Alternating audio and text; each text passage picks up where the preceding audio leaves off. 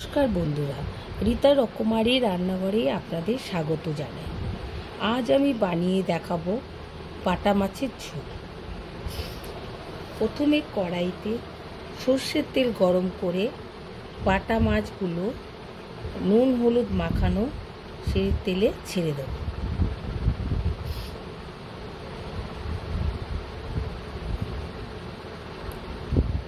তারপর বাটা মাছগুলো দুই দিক ভালো করে ভেজে নিতে হবে। মাছগুলো ভাজা হয়ে গেলে একটা প্লেটে তুলে রাখব।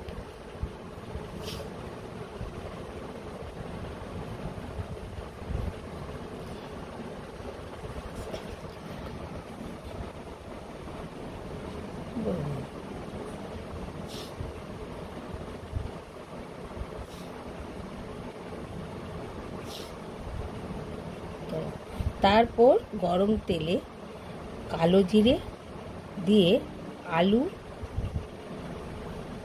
হলুদ, লঙ্কা, নুন, টমেটো, জিরে বাটা দিয়ে চিনি দিয়ে ভালো করে নাড়াচাড়া করে নিতে হবে।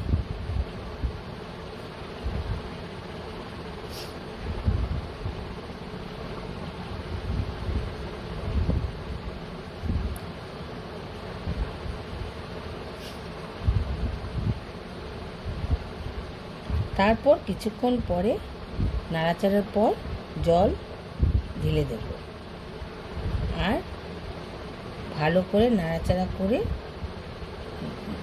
নিলাম। ঝোলটা ফুটে আসলে তার মধ্যে ভাজা মাছগুলো ছেড়ে দেব। ওপর দিয়ে ধনে পাতা ছড়িয়ে দিতে হবে। এইভাবে তৈরি হয়ে গেল বাটা মাছের ঝোল। যদি আমার রান্নাটা ভালো লাগে তবে সাবস্ক্রাইব করতে ভুলবেন না এবং ভিডিওটি লাইক, কমেন্ট, শেয়ার করতে ভুলবেন না। আবার দেখা হবে আগামীকাল কোনো রান্না নিয়ে।